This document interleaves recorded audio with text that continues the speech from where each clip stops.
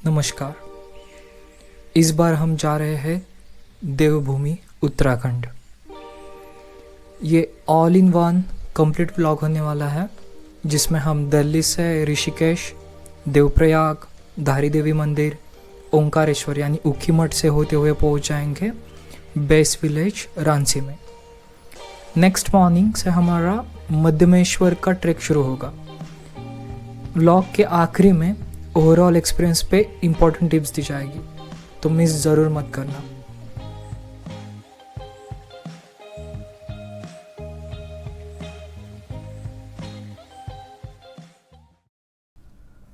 हर हर महादेव। तो हम निकले पुणे से दिल्ली की ओर।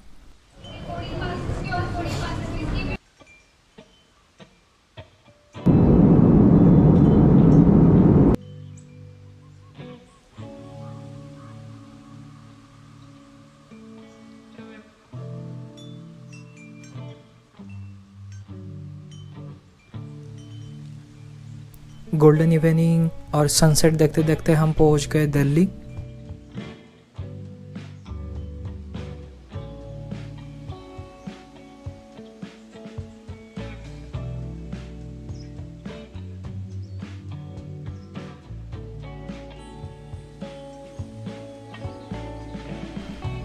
हमारा पिकअप लोकेशन था botanical garden metro station Noida में। सो प्रेफर करना आप मेट्रो से ही जाएगा। हमें कैब से ज़्यादा टाइम लगा, ट्रैफिक भी ज़्यादा थी। नोएडा से निकली हुई ज़्यादा तो ट्रैवलर्स मेरठ में डिनर और फ्रेश होने के लिए रुक जाती है। सो जैसे ही मेरठ क्रॉस होगा, रात को 12 से 4 के बीच में एक नैप लेना भूलना नहीं, क्योंकि सुबह सुबह हम पहुंच जाएंगे घाट सेक्शन में। और अर्ली मॉर्निंग में इतने खूबसूरत नज़ारों के दर्शन करने मिलेगा, तो ये मिस मत करना।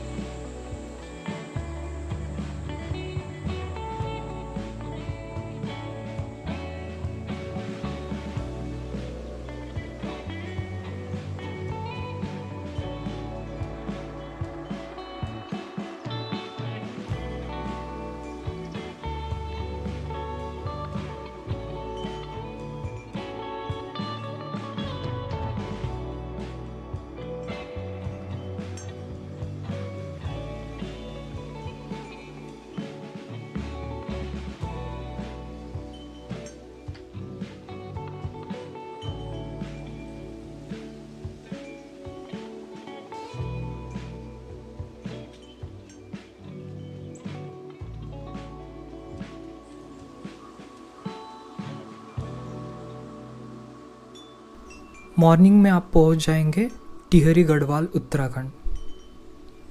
यहाँ पे आप होटल्स कैफ़े में फ्रेश हो सकते हो, और अराउंड 300 स्टेयर्स उतर के और ब्रिज क्रॉस करके सीधा पहुंच जाएंगे देवप्रयाग संगम।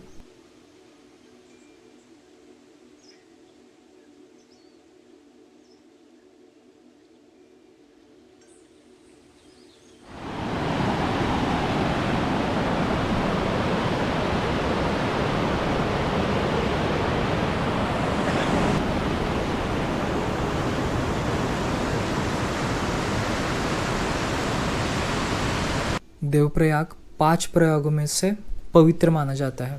पहला है विष्णु प्रयाग, दूसरा है नंद प्रयाग, कर्ण प्रयाग, रुद्र प्रयाग और 5वां देवप्रयाग, जहाँ से गंगा की शुरुआत होती है।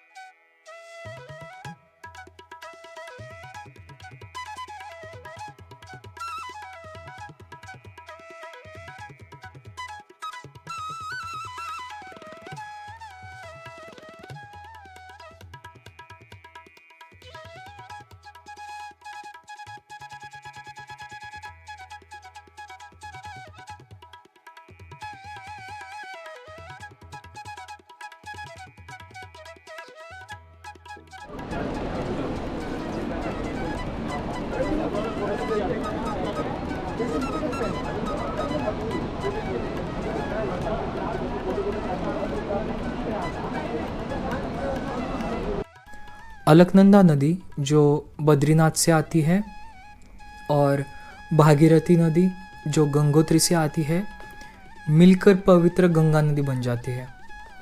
इसलिए देवप्रयाग को गंगा नदी का उगम स्थल माना जाता है।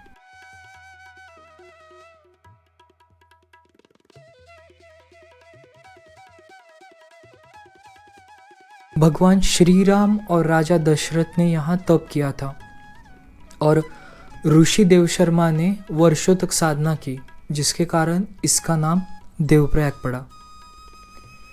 यहाँ पे भगवान श्री राम जी को समर्पित प्राचीन मंदिर है, रघुनाथ जी मंदिर।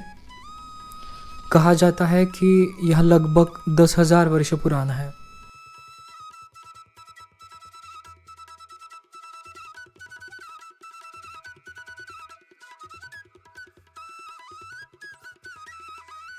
यहाँ भी ये 350 स्टेज हैं टोटल टोटल। अभी तक 300 हो गया। हाँ अभी 300 हो गए। ओके। ये प्रयाग है, सुदर्शन क्षेत्र के नाम से जाना जाता है।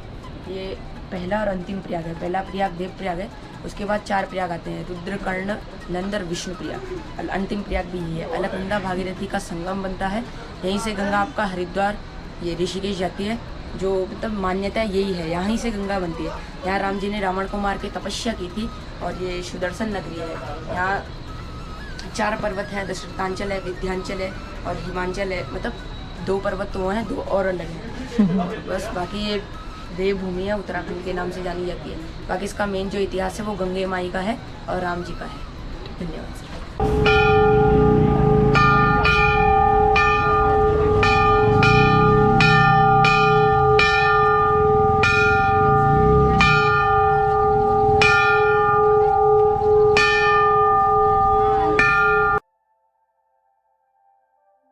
धारी देवी अलकनंदा तट की अधिष्ठात्री देवी, श्रीनगर पौड़ी गढ़वाल जिला उत्तराखंड में ये स्थित है। यहाँ पे माता काली यानी काली माता का उग्र रूप की मुखमंडल यानी ऊपरी भाग की पूजा होती है।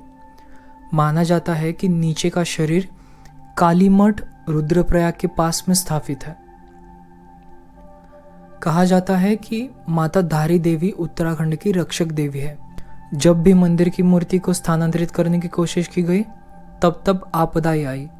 14 जून 2013 जब मंदिर को ऊंचाई पर स्थानांतरित किया गया बांध परियोजना के कारण, उसी दिन शाम को भयानक केदारनाथ की आपदा आई थी। इसलिए आज भी श्रद्धालु देवी को जागृत देवी मानते हैं, जो प्रदेश की रक्षा करती है। यह मंदिर अलकनंदा नदी के बीचों बीच स्थित है, एक छोटे से टापू पे। मंदिर तक पहुंचने के लिए एक ब्रिज पार करना पड़ता है।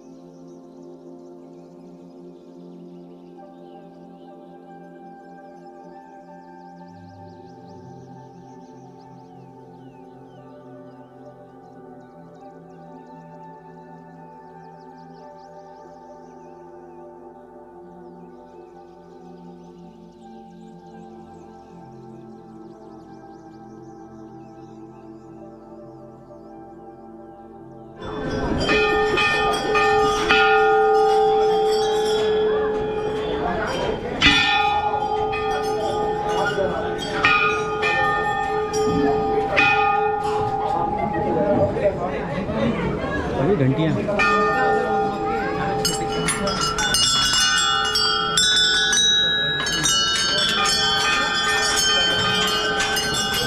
डॉक्टर जी दर्शन कर लिए हैं, अपने अपने धाम को निकलते रहिए, प्राणायाम खाली करते रहिए, जिनके दर्शन हो गए।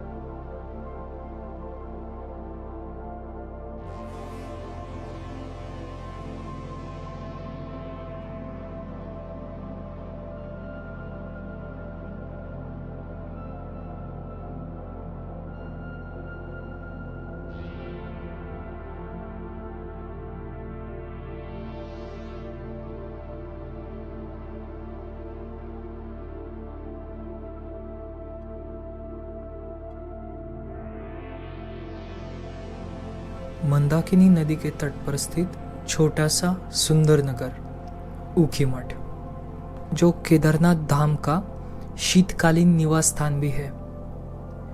नवंबर से अप्रैल तक जब केदारनाथ धाम बर्फ से ढक जाता है, तब भगवान केदारनाथ जी की प्रतिमा ओंकारेश्वर मंदिर ऊखीमठ में लाई जाती है। यहाँ 6 मंथ के लिए भगवान जी की पूजा ठीक उसी विधि से की जाती है जैसे केदारनाथ में होती है। इसी मंदिर में भगवान मध्य महेश्वर और तुंगनाथ जी की देवताओं की पूजा भी की जाती है। इसलिए इसे 3 धामों का संगम स्थल कहा जाता है।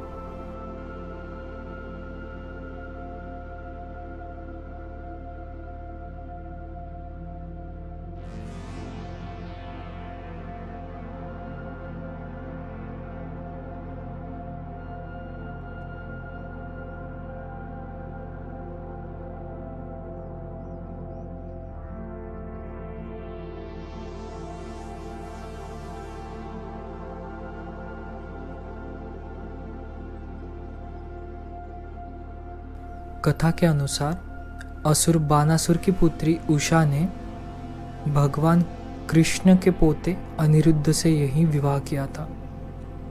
इसलिए इस स्थान का नाम पड़ा उषा मठ और आगे चल के बना ऊखी मठ।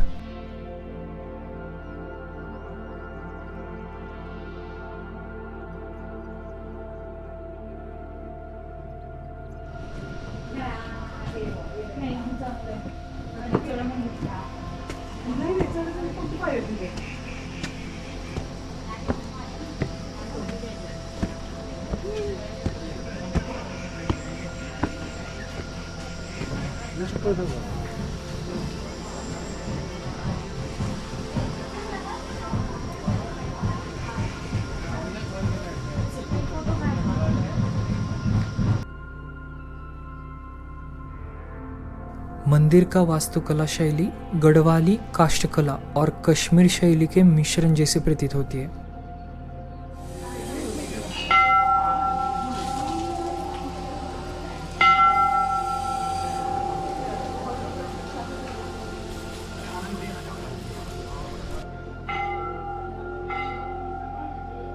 मंदिर की विशेषता ये है कि इसमें शिवलिंग, माता पार्वती, गणेश जी और 5 केदारों के रूपों की प्रतिमाएं स्थापित है।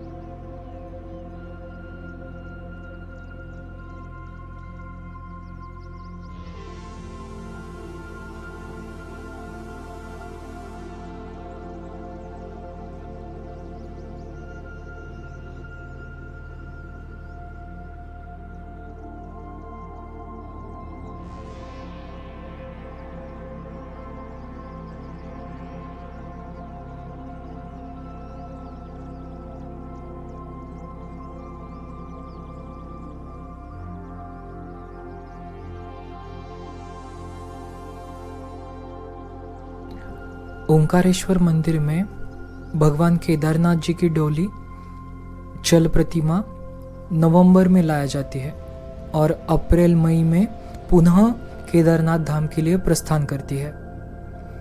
मंदिर के चारों ओर हिमालय की ऊंची चोटियां और मंदाकिनी की कलकल धारा एक दिव्य वातावरण बनाती है।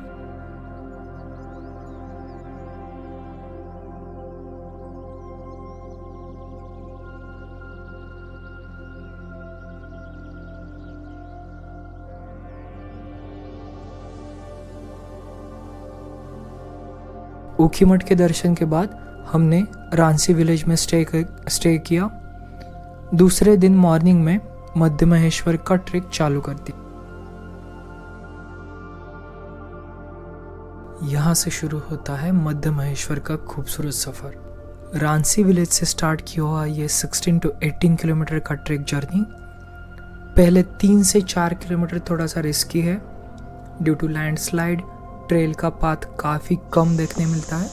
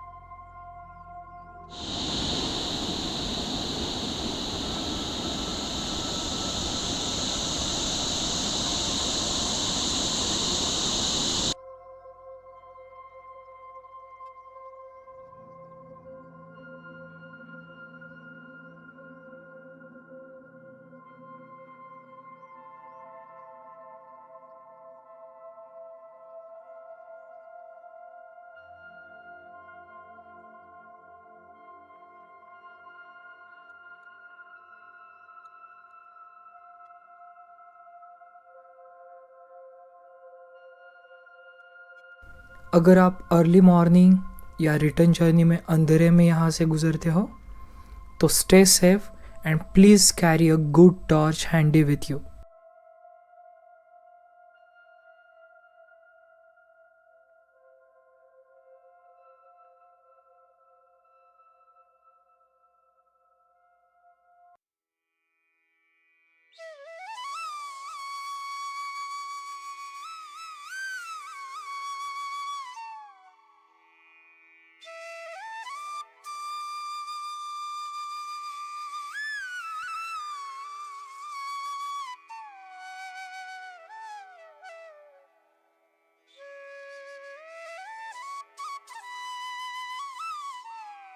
बाद में हम गुजरते हैं पाइन ट्रीज के जंगल से और वाटरफॉल के ऊपर के ब्रिज से।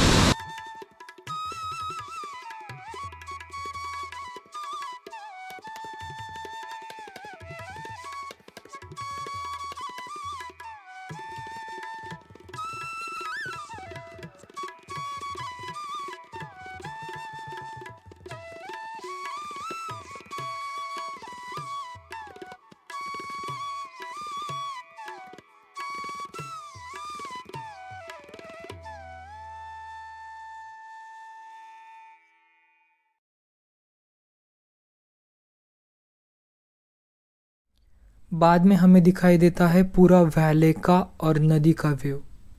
यहाँ से आगे आपको ऑरेंज ट्रीज भी देखने मिलेंगे जिसको लोकल कंपनीज एक्सट्रैक्ट करके प्रिजर्व करता है। यहाँ पे लोकल हॉस्पिटलिटी में ऑरेंज जूस ज़रूर ट्राई करना।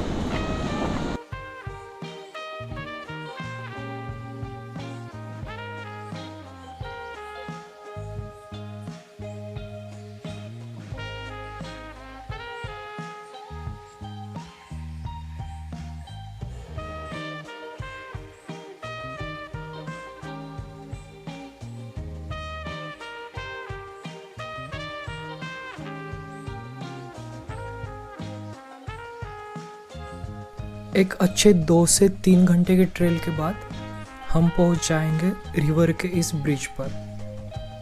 यहाँ पे कोल्ड वाटर थेरेपी लेना भूलना नहीं, क्योंकि यहाँ से आगे आपको वंतोली गांव से इंक्लाइन चढ़ाई करनी पड़ेगी।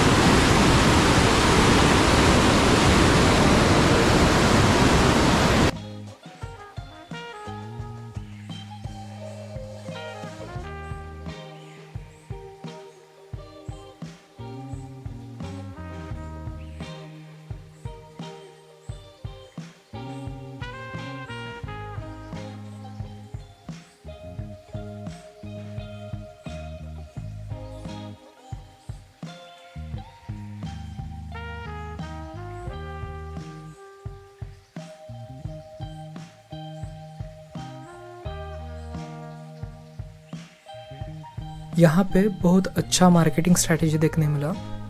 होटल के पीछे की साइड से जाएंगे तो 100 मीटर कम पड़ेगा। यहाँ पे पराठा ज़रूर ट्राई करना।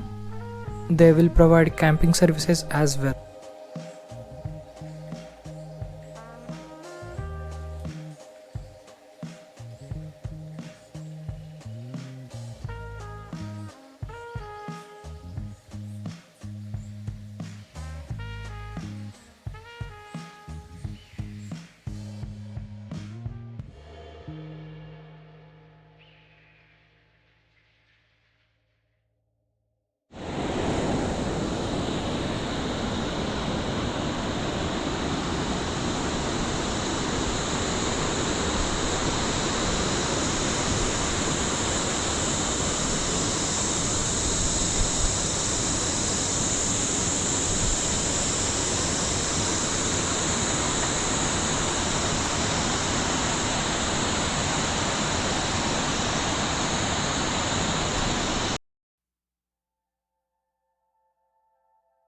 जैसे जैसे हमारा ट्रैकिंग आगे चलता गया, धूप बहुत ज़्यादा बढ़ गई थी।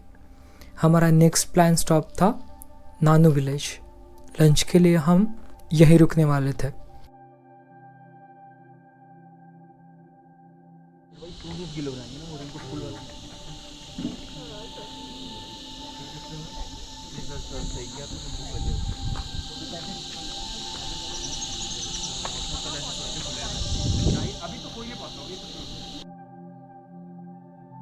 याद रखना, कैप, सनस्क्रीन, गॉगल और इलेक्ट्रोलाइट रखना भूलना नहीं। यहाँ से आगे आपको लगेगा 1 किलोमीटर की जर्नी के लिए आपको 3 किलोमीटर चलने जितना टाइम लग रहा है।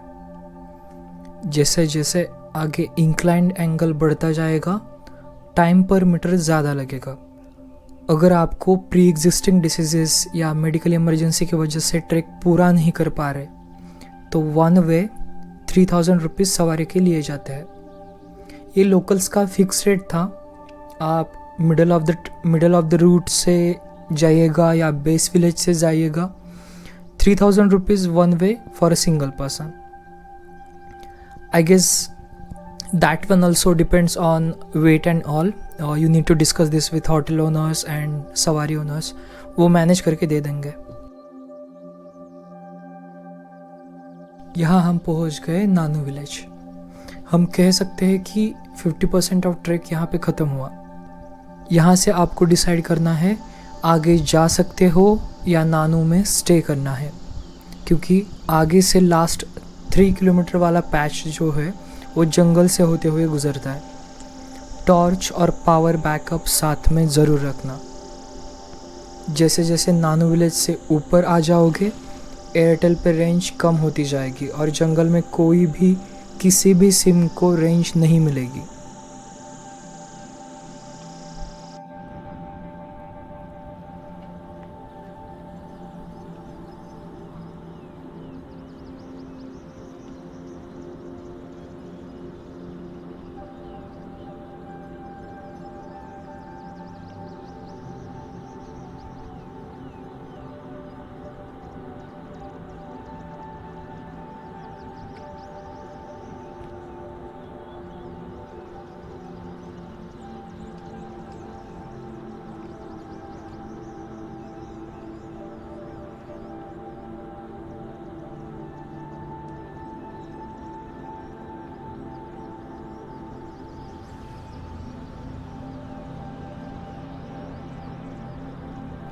इन केस ऑफ इमरजेंसी अगर ग्रुप सब साथ में रहे तो बेटर है। हमने नाइट में ट्रैक पूरा कर लिया और मध्य महेश्वर में डिनर और स्टे कर लिया। अगर आप ग्रुप के साथ जा रहे हो, एवरेज 11 to 12 आवर्स ट्रैकिंग के लिए लगते ही है। सुबह अर्ली मॉर्निंग अराउंड 4:30 AM हम निकल रहे हैं बूढ़ा मध्य महेश्वर की ओर।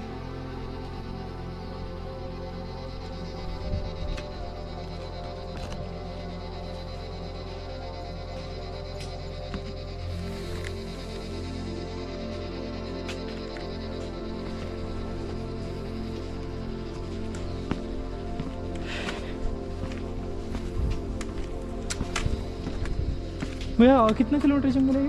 किलोमीटर तो 3-3.5 है। अच्छा, बट 2.5-3 घंटे लगते हैं। ठीक।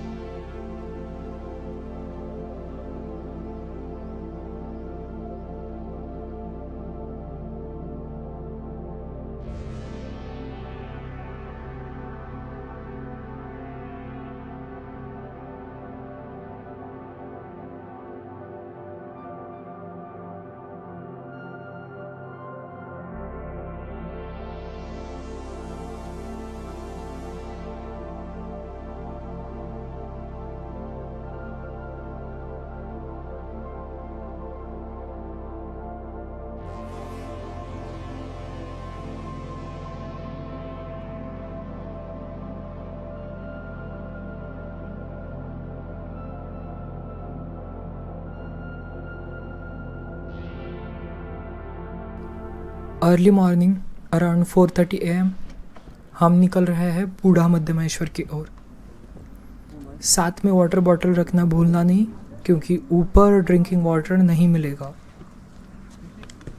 2 से 3 किलोमीटर का ट्रैक रहेगा और ऊपर जाने के बाद आपको one of the best Chaukhamba peak से आते हुए पहले किरणों के दर्शन करने मिलेंगे।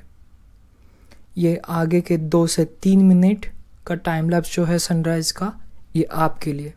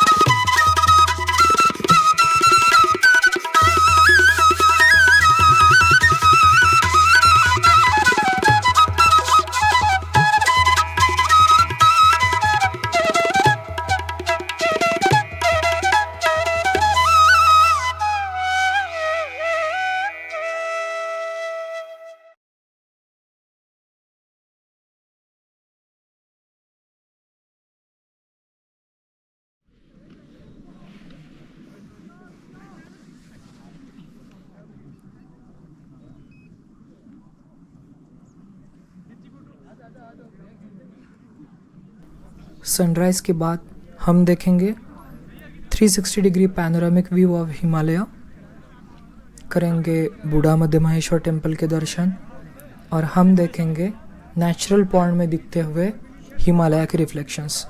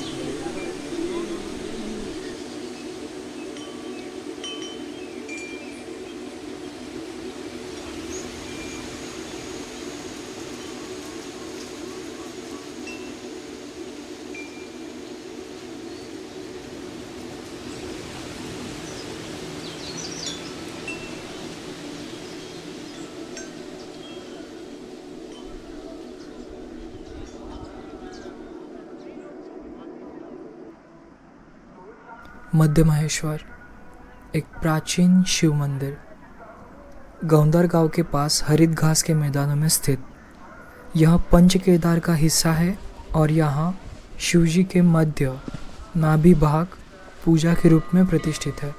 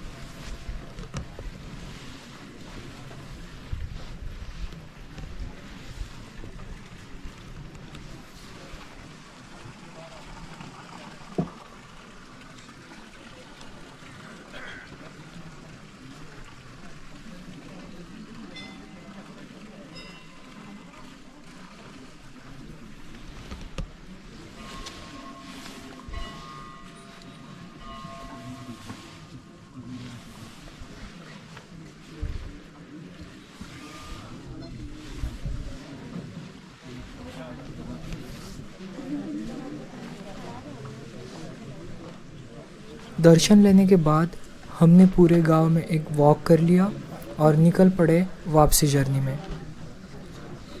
व्लॉग कैसा लगा कमेंट करके ज़रूर बताना। लाइक शेयर और सब्सक्राइब करना भूलना नहीं। मिलते हैं अगले एडवेंचर में। हर हर महादेव।